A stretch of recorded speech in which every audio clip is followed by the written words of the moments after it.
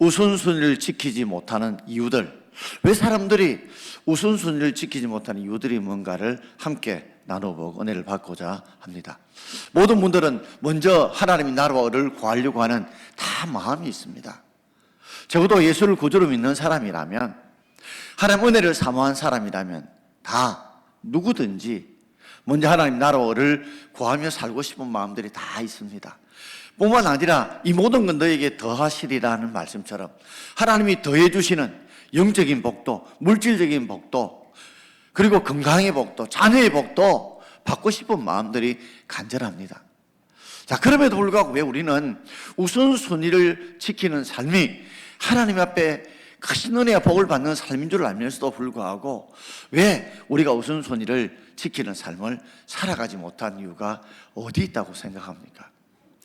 여러분, 병원에 가면 우리는 병을 치료받기를 원하지만 의사 선생님은 반드시 이 병이 어디서부터 생겼는지, 무엇이 원인인지 진찰하며 검사를 합니다. 왜냐하면 그 진찰과 검사가 있어야 그 병의 원인을 정확하게 알아야 올바르게 치유할 수 있기 때문에 그런 것입니다. 그처럼 오늘도 우리가 누구든지 예수를 믿는다면, 누구든지 예배에 나온다면 나도 먼저 하나님 나라를 구하고 싶다, 그리고 이 모든 것 대주신 하나님 은혜를 나도 누리고 싶다 하는데 누리지 못한 이유를 한번 깊이 생각해 보면서 그 은혜를 찾아 진단하여 고쳐짐으로 여러분 속에 우선순위를 지킴으로 주시는 은혜와 복을 충만히 받기를 주의 이름으로 축원합니다. 여러분, 우리가 요새는 자기들 가장 귀한 생명처럼 가지고 다니는 것이 휴대폰입니다.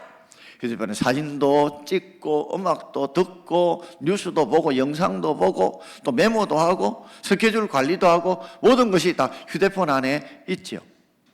그런데 휴대폰의 맨 오른쪽 위에 보면 휴대폰 배터리에 지금은 짝대기가 있거나 글자로 기록한 것이 있습니다. 만약에 휴대폰이 지금 전력이 5%밖에 남지 않았다고 한다면 여러분 무슨 일을 먼저 시작할 것 같습니까? 여러분 무슨 일을 먼저 시작할 것 같아요? 여러분 뉴스 보는 것도 좋아하고 유튜브 영상 보는 거 좋아하고 게임하는 것도 좋아하고 또 거기에서 스케줄 관리도 하고 음악 듣는 거 좋아하는데 그게 전력량이 5%밖에 남지 않았다면 아마 모든 분들은 그 모든 걸 스탑하고 빨리 충전기에 꼽아서 충전하려는 일에 여러분 매진할 겁니다. 왜냐하면 이제 5%에서 점점 흘러가게 되면 나중에는 여러분이 아무리 좋아하는 뉴스를 듣거나 음악을 듣거나 영상을 보거나 또는 기록을 하거나 무엇을 하고 싶어도 배터리 충전에 전원이 공급되지 않으면, 전력이 공급되지 않으면 모든 것을 할 수 없다는 것을 우리 직감적으로 잘 알고 있기 때문에 그렇습니다. 그래서 충전 배터리가 얼마 남지 않으면 본능적으로 전기 꼽을 때가 언제 싶어서 꼽아서 전기 배터리를 충전하는 데 우선순위의 삶을 두게 됩니다. 우리 신앙의 삶도 마찬가지입니다. 우리의 삶의 신앙에 여러 앱이 있다고 생각해 보십시다. 일하는 앱, 건강에 대한 앱, 자녀의 문제, 내 취미생활, 여러 삶의 앱이 있는데 그것을 우리가 잘 활용하려고 하면 이 우선 신앙이라는 우선순위에 이 배터리에 충전이 되어져야, 우리 삶에 우선순위가 되어져야, 전기가 충전되어야 여러 앱들을 사용하고 누릴 수 있다는 말이죠. 그런 면에서 우리는 정말 신앙생활이 우리의 배터리 충전처럼, 그것이 신앙생활이 이 배터리 충전처럼 그것이라는 것을 우리가 안다면 우리는 여러 일을 하더라도 늘 배터리 충전시키는 일에 우리는 매진하고 몰두하고 늘 지켜볼 것입니다. 오늘 누가복음 10장을 보게 되면 마르다와 마리아 이야기가 나옵니다. 두 자매입니다. 그런데 이 마르다 마리아의 오빠가 있습니다. 바로 나사로입니다. 마르다 마리아 이 나사로는 예수님의 사랑을 입었던 그런 가정입니다. 예수님께서 이들을 사랑하셨고 나중에 죽었던 나사로를 살리셨던 이 가정이 바로 마르다 마리아의 가정입니다. 이 가정에서 오늘 예수님께서 오게 되셨는데 그 삶을 통해서 우리 삶에 우선순위가 왜 중요한지, 왜 우리가 우선순위를 지키지 못하는지 드러난 모습만 아니라 심리적인 모습들, 또 우리의 삶에 감춰진 모습을 통해서 우리가 우선순위를 지키지 못한 이유 세 가지를 한번 찾아보면서 우리를 영적으로 진단하고, 그래서 우리를 고쳐짐으로 우리가 살고 싶은 대로 우선순위의 삶을 살고 우선순위의 복을 받는 복된 저와 여러분 되기를 주의 이름으로 축원합니다. 자, 첫 번째는 왜 우리가 우선순위의 삶을 지키지 못하느냐? 중요한 것보다는 급한 것 하는데 우리가 길들어져 있습니다. 습관의 문제입니다. 우리는 본능적으로 중요한 것보다도 급한 일을 하는데 우리의 모든 것들이 길들어져 있다는 거죠. 반사적으로 본능적으로 급한 것, 이것이 중요한 것보다 먼저 하는 일이 벌어지는 게 우리 습관의 문제라는 겁니다. 자, 예수님께서 복음을 전하러 다니시고 말씀을 전하시면서 마르다 마리아의 집 마을로 들어오게 되어졌습니다. 그때 이미 그 사실을 알고 이 마르다가 예수님을 영접하러 오게 되어진 겁니다. 예수님 혼자 들어온 것이 아닙니다. 성경을 보면 예수님과 함께 더불어 예수님이 아마 12제자들도 함께 동행을 했을 겁니다. 갑작스럽게 많은 사람들이 들어오게 되니까 마르다의 생각이 참 분주하게 되어졌죠. 누가복음 10장 40절 전반절을 함께 읽겠습니다. 마르다는 준비한 일이 많아 마음이 분주한지라. 마르다는 준비한 일이 많아 마음이 분주한지라. 예수님 혼자 오셨으면, 혼자 오면 뭐라도 준비해서 대접하고 정리할 수 있는데, 갑작스럽게 예수님과 함께 동행하는 제자들이 함께 왔으니 한 사람이 아니라 12제자 정도라고 한다면, 또 다른 사람이 있다면 많은 사람들이 왔을 것 아닙니까?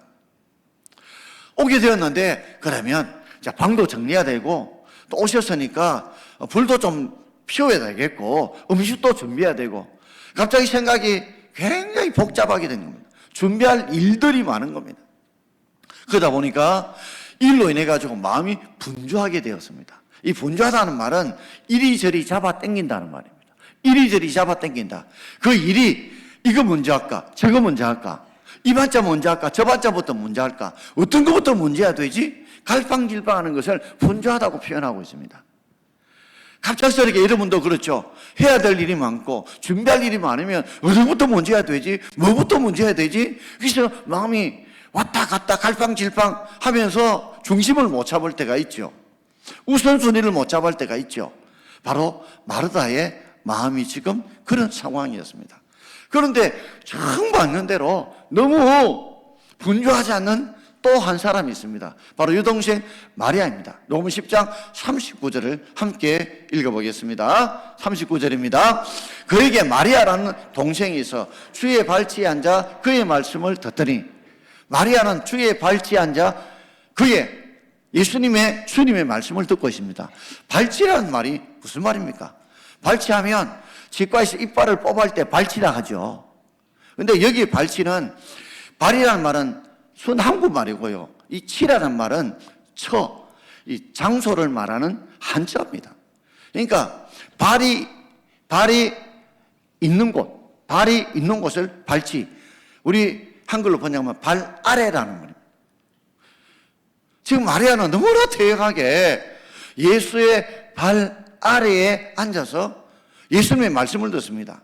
그러니까 예수님께서 이 마르다의 집에 온 이유는 뭐 대접받기 위해 온 것 아닙니다. 그 집을 너무 사랑해서 그 집에 와서 말씀을 전하고 그것에 축복을 해주기 위해서 이 집에 온 겁니다. 그걸 알아서 했던 마리아는 예수님의 발 아래에서 말씀을 지금 듣고 있습니다. 특별히 왜 발치에 앉았다는 말을 표현한 이유는, 당시에 제자들이 랍비 선생님 앞에 말씀을 들을 때 발치에 앉아서, 발 아래에 앉아서 말씀을 들었습니다. 자, 발치라는 두 가지 의미가 있는데요. 발치, 발 아래라는 것은 가장 낮은 자세입니다. 가장 낮은 곳입니다. 그러니 가장 말씀을 들을 때는, 배우려고 할 때는 가장 낮은 자세로, 가장 겸손한 자세로 들어야 된다 해서 발치에 앉아서 말씀을 듣는 것이 당시에 랍비에 대한 제자의 자세였습니다. 또 발치, 발 아래 든다는 말은요, 자, 발 아래 거기서 앉아 들으면 눈과 눈이 마주치지 않습니까? 그러니까 집중한다는 말입니다. 내가 한 말씀도 놓치지 않고 그 스승의 말을 귀담아 듣겠다는 게 발치 않는 자의 태도였습니다.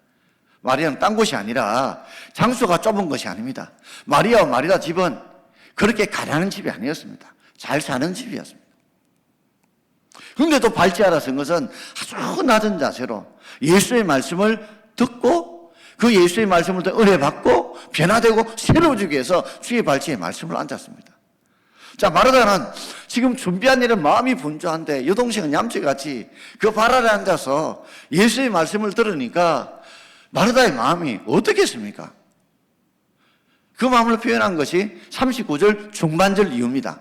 녹음 10장 39절 중반절 이유를 함께 읽겠습니다. 예수께서 나와 이르되 주여 내 동생이 나 혼자 이렇게 두는 것을 생각하지 아니하시나이까. 그를 명하사 나를 도와주라 하소서. 아멘. 주님, 내 동생이 나 혼자 이렇게 두는 것을 생각하지 않으십니까? 하고 지금 예수님께 고발하고 있습니다.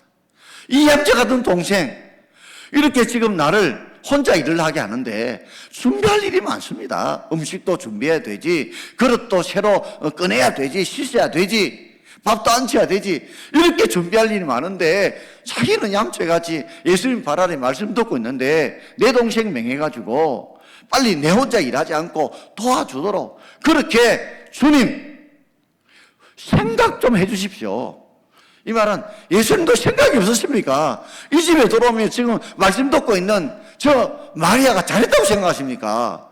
저 마리아 저거 좀 주님 보셔도 답답하지 않습니까? 내 편 좀 들어달라는, 내가 하는 일이 옳다고 하는 것을 말해주고 있죠.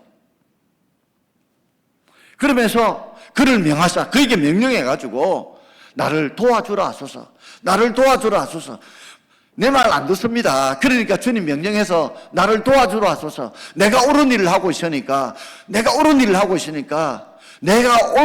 있다는 내 편을 좀 들어주셔서 내 동생이 빨리 주의 말씀 발 아래 듣지 말고 빨리 와서 내 하는 일을 도와달라고. 마르다는 자신이 하는 일이 절대적으로 옳다고 생각합니다. 맞다고 생각합니다. 틀리다고 하는 생각은 1도 없습니다. 자기는 바른 일, 옳은 일을 하고 있으니 예수님께서도 보셔도 내가 옳고 바른 일을 하고 있으니 동생 잘못된 거 고쳐달라고, 나를 도와주는 일에 힘써달라고 요청을 하고 있습니다. 그런데요, 예수님께서 이 말을 듣고, 이 질문을 듣고 정말 반전의 말씀을 하시죠. 녹음 10장 41절과 42절을 우리 함께 읽어보겠습니다. 주께서 대답하여 이르시되 마르다야 마르다야 너가 많은 일로 염려하고 근심하나 몇 가지만 하든지 혹은 한 가지만이라도 족하니라. 마리아는 이 좋은 편을 택하였으니 빼앗기지 아니하리라 하시니라. 주님께서 자신이 기대했던 대답과 전혀 다르게 마르다야 마르다야, 예수님 한 번 불러도 아시는데 왜 또 불러가요? 급해서 부른 겁니다.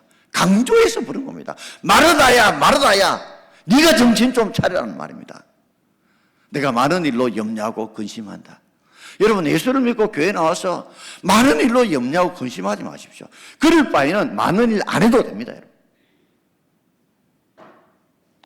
자꾸만 이 일 저 일 많다고 많은 일 때문에 염려하고 근심하면 몇 가지만 하든지 아니면 한 가지만 해도 괜찮습니다. 일 때문에 내가 신앙생활 바라지 못하고 일 때문에 내가 해야 될 마음의 평정을 좀 잃어버린다면 많은 일 하지 말고 몇 가지만 하는데 안 되면 내 형편과 처지에 맞게 한 가지만 하십시오. 염려한다는 말은요, 생각이 나누어진다는 거. 생각이 나누어진다는 거예요. 이거부터 할까? 저거부터 할까? 어느 것부터 할까? 지금 갈팡질팡 하고 있는 마음의 상태입니다. 아, 이 반찬부터 먼저 할까? 저 반찬부터 뭔가? 밥부터 안 쳐야 되나? 그릇부터 씻어야 되나? 상부터 차려야 되나? 이런 여러 가지 어째 일하겠다는 생각 속에서 그런 마음이 나누어지고 있습니다. 그리고 염려를 하게 되니까 뭐도 따라오냐면 근심도 따라옵니다. 이 근심이라는 원어의 뜻을 보면 소란스럽다, 요란스럽다, 시끄럽다는 말입니다. 그러니 마음에 이거 할까 저래 할까 하다 보면 말 자체가요 소란스럽습니다. 말이 톡톡 튑니다. 찌릅니다. 그것 좀 해, 저것 좀 해, 이렇게요 말이 평정심을 잃어버려요. 남에게 거칠게 말합니다. 강하게 말합니다. 남에게 당위적으로 말하게 되죠. 뿐만 아니라 마음도 거칠어집니다. 그러니까 마음이 성경심이 없다 보니까 원망과 불평과 짜증이가 들어간 겁니다. 마르다도 그렇죠. 예수님, 저렇게 혼자서 말씀 듣고 있는 저 마리아 그냥 두지 마시고 저는 좀 생각해서 빨리 내일을 좀 도와주십시오 하는 말이 짜증과 원망이 섞인 말도 아니겠습니까? 그러면서 예수님께서 마리아에게 이렇게 말씀하십니다. 마리아는 이 좋은 편을 택하였으니 빼앗기지 아니하리라. 이 좋은 편, 하나님의 말씀을 듣는 이것이 중요한 일인데 중요한 일은 빼앗기지 않는 것이 잘한 것이라는 거죠. 우리는 중요한 것을 빼앗기기 때문에 우선순위를 놓치게 되고 우선순위에 주는 복을 놓치고 살 때가 얼마나 많은지 모릅니다. 여러분, 지금 마르다는요, 급한 일, 준비한 일도 많고 그리고 마음도 분주하고 그러다 보니까 염려와 걱심이 가져가요 급한 일의 행포에 휘둘려 있습니다. 뭐부터 문제가 될지 내가 일을 주관을 가지고 하는 것이 아니라 그 일에 휘둘리고 살아갑니다. 그러니까 불평과 짜증과 원망이 가득합니다. 일을 해도 기쁨이 하나도 없습니다. 감사가 없습니다. 의뢰가 없어요. 그런데 마리아를 향해서 이 좋은 편, 말씀을 듣는 이것은 빼앗기지 말아야 돼. 중요한 일을 빼앗기지 말아야 되는데 많은 성도들이 세상적으로 살아가면서 이 중요한 것, 하나님 말씀 듣고 예배드리는 것을 빼앗기고 살아가는 사람들이 많기 때문에 우선순위의 복을 누리지 못하게 되는 것이거든요. 이 모든 것 대신 하나님 복을 누리고 못 산다는 말입니다. 저는 신방을 이렇게 가보면 막 성도님들이 가서 뭐 과일이나 과자나 음료수 준비한다고 막 분주한 거 보면 저는 그 집에 가서 뭘 얻어먹기 위해 간 것 아닙니다. 대접받기 위해 간 것 아닙니다. 그 집을 위해서 말씀 전하고 그를 위해 복을 빌어주기 위해 가는 것입니다. 그런데 제 뜻과 달리 그분들은 어쨌든 목사가 왔으니 신방대원이 왔으니 뭔가라도 정성껏 대접해야 되는 것이 사람의 도리라고 생각하는 거예요. 그래서 예배 드리는 데는 집중하지 않고 지금 불 위에 물 얹어놓은 거, 또 사과 깎는 거, 뭐 준비하는 것에 막 분주해 있다 보면 그것이 좋은 편을 빼앗기는 겁니다. 좋은 편을 빼앗기는 거예요. 종종 교회 행사나 주일학 행사를 보게 되면 지금 행사한다고 예배를 안 드리는 분들이 많이 있어요. 지금 조금 이따 무슨 행사한다고 예배를 빠져먹고 예배를 드리지 않고 막 행사 준비를 하는데 그것이 좋은 편을 빼앗기는 겁니다. 좀 일을 적게 하더라도 내가 할 만큼 하더라도 먼저 하나님 앞에 말씀 듣고 먼저 하나님께 예배 드리고 먼저 하나님께 기도하고 여기에 우리 마음과 생각을 집중하고 난 뒤에 그것이 한 가지라도 족합니다. 내가 할 수 있는 분량에 맞춰서 그렇게 해서 좋은 편을 빼앗기지 않아야 되는데 나중에는 좋은 편을 빼앗기는 일들 때문에 우리는 중요한 우선순위의 복을 놓치고 살아갈 때가 없는지요. 여러분은 좋은 편을 빼앗기고 살고 있지는 않습니까? 여기 적어도 오늘 예배 나오신 분은 그래도 좋은 편을 택해서 나오지만 우리 삶에 급한 일 때문에 이것저것 오늘 급하게 해야 될 일 때문에 중요한 일을 빼앗기고 살아간다면 우린 그거 도로 찾아야 됩니다. 그거 도로 빼앗기지 않고 몸부림치고 힘쓰고 해서야 그래야 영혼이 잘 돼야요 범사를 육신이 강건합니다. 내 마음이 편하고 은혜가 있어야 오늘 앞에 찬양 부를 때 은혜 힘 찬송 부르는 것처럼 은혜를 받아야 고난도 이기고 은혜를 받아야 감사하면 감사하고 은혜를 받아야 사랑하는 순간을 사랑하고 용서할 수 있지 않겠습니까? 자, 두 번째로 오늘 왜 우리 수준을 지키지 못한 이유가 바로 눈에 보이는 보상과 결과를 우리가 더 신뢰하기 때문에 그렇습니다. 보상의 문제입니다. 제가 여러분 질문 한번 던져보겠습니다. 예수님을 오늘 읽었던 누가복음 10장 30절에서 42절 보게 되면 예수님께서 마르다 마리아 집에 들어왔을 때에 누가 예수님을 먼저 맞으러 나갔습니까? 누굽니까? 대답 안 하면 제가 설교할 때 힘듭니다. 누굽니까? 마르다입니다. 자, 38절을 한번 읽어볼까요? 10장 38절입니다.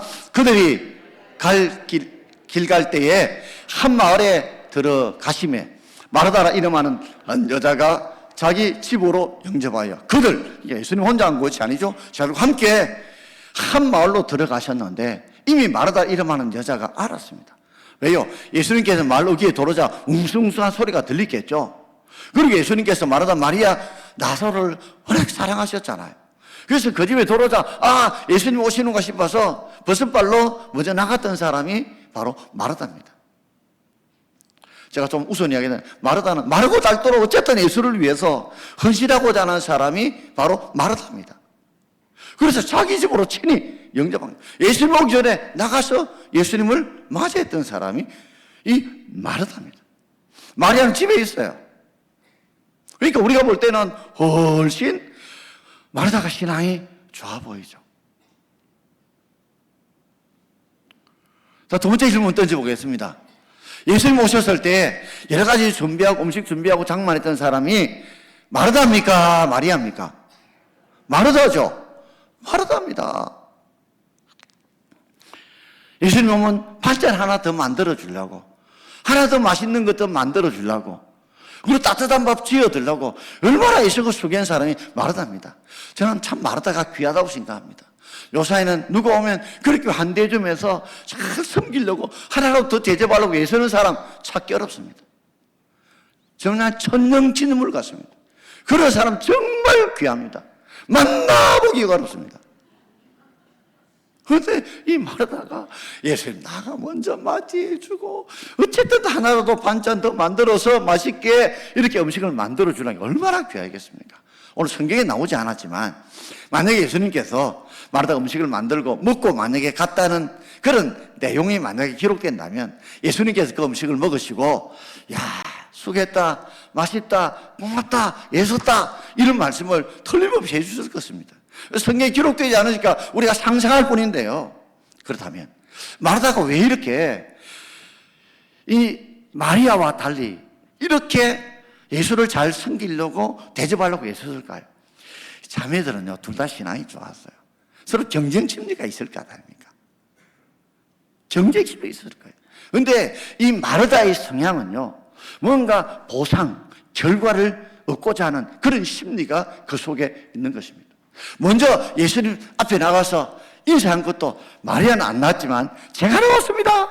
예수님, 제가 예수님 더 사랑을 아시죠? 저 칭찬해 주세요. 그리고 음식도 더 많이 준비한 걸 보면서 마리아는 지금 참 말씀 듣고 있지만 저는 어쨌든 예수님 위해서 반찬 하나라도 음식 하나라도 밥이라도 따뜻하게 만들려고 이렇게 애쓰는 거 저 보셨죠? 저 칭찬해 주세요. 인정해 주세요. 그런 보상 심리를 지금 그가 갖고 있는 겁니다. 그 주님께 칭찬받고 싶고 인정받고 싶은 그런 보상 심리. 여러분 성도들이 직장 생활에 열심을 내는 이유가 직장 생활하게 되면 반드시 월급이 나오잖아요. 눈에 보이는 보상이 나온단 말이에요. 그리고 어떤 일을 하게 되면 사람들에게 인정받고 칭찬을 받게 돼요. 사람들은 눈에 보이는 결과가 나타난 일에 에너지를 쏟습니다. 그게 목숨을 겁니다. 그게 올인합니다. 그런데 마리아처럼 예수님 말씀대로 예배드려도 당장에 무슨 보상이나 결과가 나타나지 않잖아요. 말씀 듣는다고 해서 갑자기 뭐 병이 고침받거나 뭐가 바뀌거나 뒤집어지는 거 아니잖아요. 그런데 지금 마르다는 예수님 환대하고 음식 만들면 예수님이 칭찬과 인정을 받으니 또 제자들도 보면서 이야 마르다 따봉따봉 하면서 칭찬해 주니까 그 보상과 결과에 그 마음과 생각이 그게 마음이 움직이는 거예요. 틀린 것 아닙니다. 나쁜 것 아닙니다. 그런데요 중요한 것을 놓칠 때가 있습니다. 예수님께서 이 집에 온 이유는 뭐 대접받기 온 것 아닙니다. 온 이유는 그 가정에 와서 말씀을 전하고 그 가정을 위해 복을 빌어주게 오신 것입니다. 그런데 예수님의 마음과 달리 어쨌든 나는 잘 대접함으로써 주위 사람들에게 인정받고 칭찬받는 내가 되고 싶다는 자기 어떤 욕심 때문에 자기 생각 때문에 그는 이 보상 심리에 열심을 내고 있는 겁니다. 이런 사람들은 어쨌든 사람들에게 인정받고 칭찬받는 그 일을 해서 그래서 인정받고 칭찬받는데 인정과 칭찬이 없으면 일을 안 합니다. 제게도 이런 마음이 있습니다. 유튜브 영상을 제가 한 번씩 보거든요. 그게 좋아요 표시가 몇 개 있는가 봅니다, 여러분. 누가 좀 좋아요 표시해주고 싶은 그걸 본단 말이죠. 지난주 설교가 제가 여태 설교 중에 제일 많은 분들이 그 설교를 보았습니다. 들었습니다. 그런데요, 좋아요 표시는 몇 개 없었습니다. 제게도 이런 보상 심리가 있다는 말이에요. 이것 없는 것 아닙니다. 그럼에도 불구하고 이것을 뛰어넘는 우리 무엇이 필요하다는 말이죠. 몸에 건강해지기 위해서 필요한 게 무엇일까요? 병을 고치기 위해 필요한 것이 무엇일까요? 운동하는 겁니다. 근데 왜 그것이 건강해지고 병을 고치기 위해서 운동하는 것이 좋다는 걸 알지만 왜 운동을 지속적으로 못할까요? 해봤자 며칠 해봤자 당장 몸에 좋은 결과가 안 나타나요. 결과가 나타나요. 적어도 운동해서 좋으려면 한 달 내지 두세 달을 지나야 몸에 좋은 느낌, 결과가 나타나게 되거든요. 근데 사람들이 병이 걸리거나 몸이 안 좋으면요, 어떻게 약을 먹거든요. 병 고치는 약이나 몸에 좋은 약을 먹으면 바로 약발이 바로 나타나잖아요. 갑작스럽게 기침이 안 나는데 통증이 안 나다든지 몸 컨디션이 좋아지든지 열이 내린다든지, 그러니까 사람들이 이 약발은 즉각적으로 보상과 결과가 나타나니까 운동해서 약발 안 나타나는 것보다도 약을 먹으면서 약발 바로 나타난 약을 더 선호하는 이유가 바로 보상심리, 결과심리 때문에 그렇지 않나요? 그런데 계속 약만 계속 먹고 그래가지고 건강이 끝까지 좋아집니까? 오히려 좀 더디게 보여도 결과가 나타나지 않게 보여도 꾸준하게 운동을 해 나가는 것이 오히려 몸에 훨씬 더 좋은 건강을 유지하고 지속시키는 비결임에도 불구하고 당장 그 보상 결과가 나타나자니까 스탑하고 보상과 결과가 나타나는데 그게 올인하잖아요. 그래서 좀 힘들고 그러면 막 로또부터 살려고 하지 않습니까? 바로 한 방에 뭔가를 해보려고 하는 그런 심리들이 다 이 보상 심리 때문에 생기거든요. 뿐만 아니라 우리 자녀를 가르치고 키울 때도 어머님들, 아버님들 보십시오. 분명히 자녀들을 잘 탈려야 된다는 걸 알고 있습니다. 그럼에도 불구하고 잔소리하시고 화를 내시고 고함지는 이유가 뭐예요? 잔소리는요, 바른 말을 기분 나쁘게 하는 게 잔소리입니다, 여러분. 분명히 부모님들 말씀하시면 틀린 말이 하나도 없어요. 정말 바른 말인데 굉장히 들을 때 기분 나쁩니다.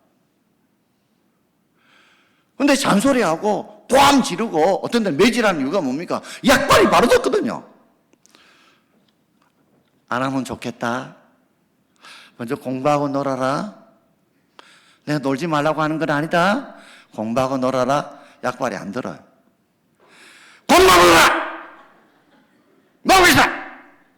그럼 빡 찌르면 한 대 때리고. 그럼 약발이 빡 떴잖아요. 그러니까 약발이 효과를 보는 거죠. 그러니까 계속해서 고함 지르고 잔소리하고 배질하는 거죠. 그런데 아이가 중학교만 딱 들어가면 이제 약발에도 내성이 생깁니다. 내성이 생기기 시작하면서 고함 지르면 왜요? 엄마는요? 아빠는요? 거기 서들면서 각기 대항하게 됩니다. 나중에는 내가 감당하지 못하는 상황까지 처해질 수 있습니다. 그러니 약발이라는 게 당장의 보상 심리로 될 것 같아서 계속 그 약발을 사용하지만 나중에는 그것이 우리 인생을 망칠 수 있다는 말이죠.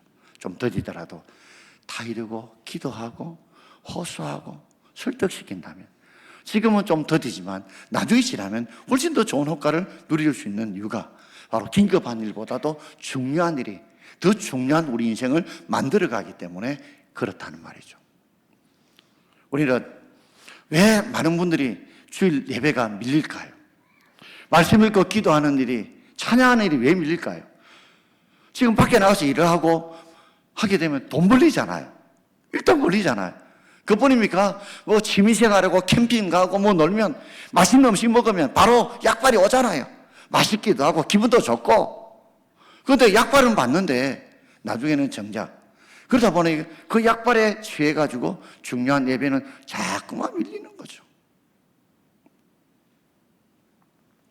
그러다 보니까 예배를 소홀히 하는 것이 아니라 당장 예배 드려봐도 뭐 기도해봐도 찬송해봐도 내 삶에 큰 약발이 없으니까 나는 자꾸만 보상심리, 결과심리를 따라 움직이는 이 마르다처럼 그렇게 살고 있지는 않나요?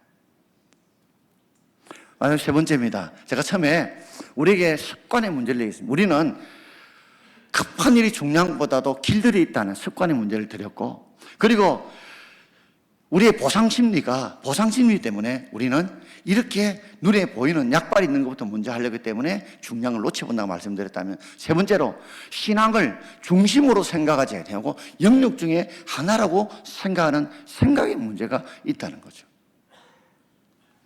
마르다도 주의 말씀을 안 들으려고 했을까요? 요한복음 보면 그는 분명히 예수의 말씀을 잘 들으려고 했었습니다. 그런데 주님의 말씀 듣는 것, 이것과 주님의 음식 대접만을 동일하게 생각한 겁니다. 같은 선상에 둔 겁니다. 중요한 일은 전원임에도 불구하고 우리의 삶이, 신앙생활은 휴대폰 앱 하나 정도로 생각하는 거죠. 교회 나오고 예배 드리는 것도 내가 일하고 건강 챙기고 뭐 하는 것 중에 하나로 생각하는 겁니다. 신앙생활을 우리의 삶의 영역 중에 하나로 생각하는 거예요. 그러니 바쁘고 그리고 해야 될 일이 많으면 나중에는 그 신앙이 자꾸만 뒤로 밀리는 거예요. 그것이 중심이 아니라, 최우선순위가 아니라 우리의 삶의 하나의 영역에 불과한 겁니다. 휴대폰의 전원이 아니라, 배터리가 아니라 그 앱 중에 하나입니다.